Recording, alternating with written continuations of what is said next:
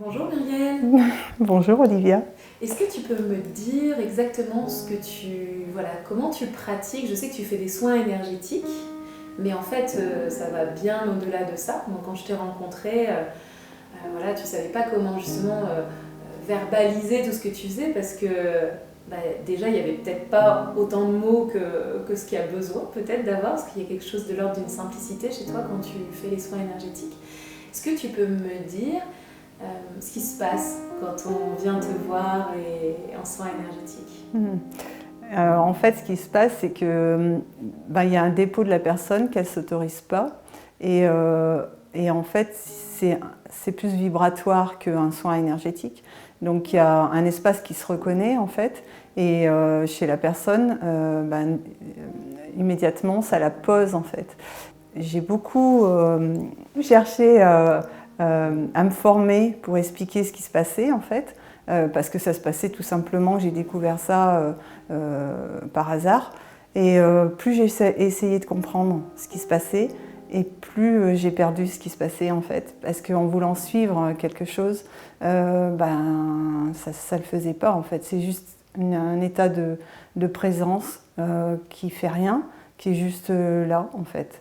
Et c'est comme ça que ça se présente. Et du coup, la personne, elle ressent tout de suite ça, petit à petit, et elle arrive à se déposer. Ça ne se fait pas comme ça dans l'immédiateté non plus. Ça demande à la personne de se déposer. Donc il y en a qui peuvent, selon leur vécu, ils vont le sentir tout de suite. Il y en a d'autres, ça va prendre un peu plus de temps.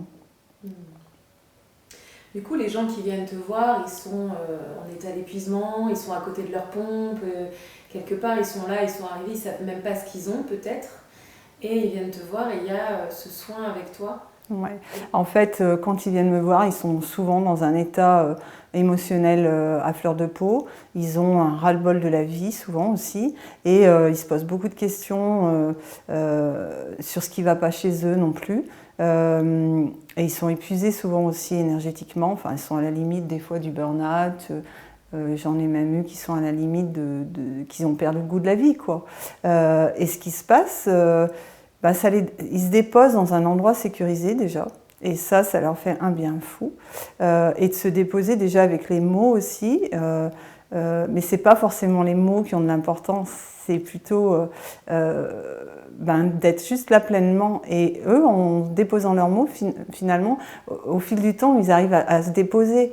Voilà comment je pourrais expliquer, je me rappelle plus trop ce que tu m'as posé comme question. Je te demandais ce qu'ils vivent avec toi, et effectivement, force est de constater que, en tout cas, il y a quelque chose qui lâche Ouais. de l'attention. Ouais. En fait, il y a un truc, c'est que, moi, ce que j'ai observé au fil du temps, c'est qu'ils arrivent à se déposer, en fait. Et ça, c'est vraiment... alors, il y en a qui sont dans la résistance des fois, mais ça dépend de leur vécu. Mais il y a une petite porte qui s'ouvre et ils vont le sentir après.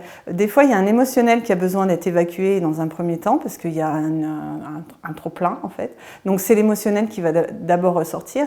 Mais j'en ai très peu qui partent en me disant pas qu'ils ont senti un état de sérénité, limite s'ils étaient un peu... je surveille toujours quand ils s'en vont d'ailleurs, ils retrouvent cet état de paix et de sérénité qu'ils avaient perdu en fait.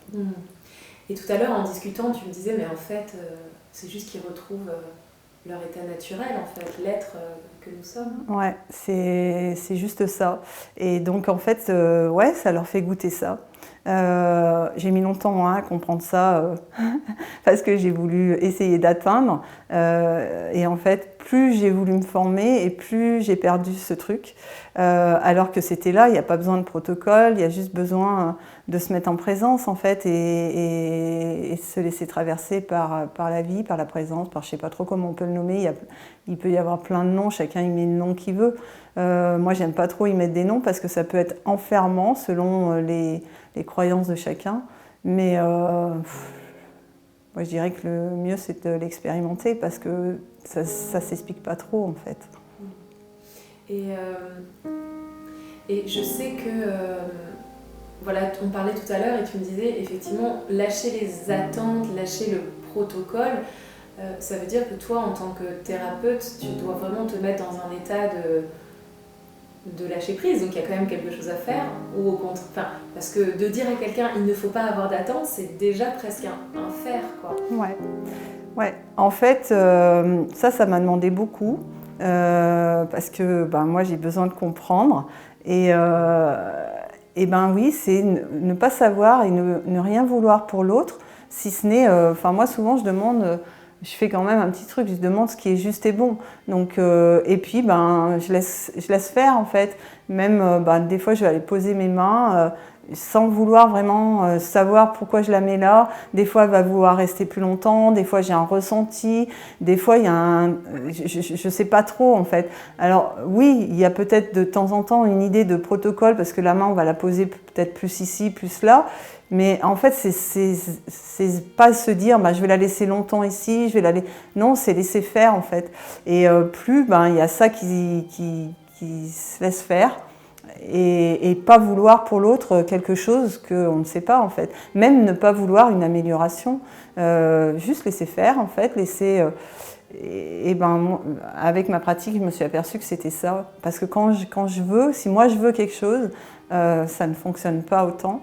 Et puis les personnes aussi, des fois, elles ont une attente, mais ça, c'est difficile. Donc, quand on vient voir quelqu'un, c'est qu'on veut un mieux. Donc, moi, je ne demande pas aux gens de ne pas avoir d'attente, mais ça se fait progressivement, en fait. Il y a un peu aussi un état de confiance qui peut aussi s'installer. Moi, je fais souvent parler les gens un petit peu avant. Et ça, si c'est là, si c'est présent, si la confiance est déjà là, s'il y a quelque chose qui s'établit, c'est pareil, qu'on ne maîtrise pas, et ça va aller beaucoup plus vite en fait. Mais on ne peut pas vouloir la confiance, ni d'un côté ni de l'autre. C'est une alchimie qui se fait en fait.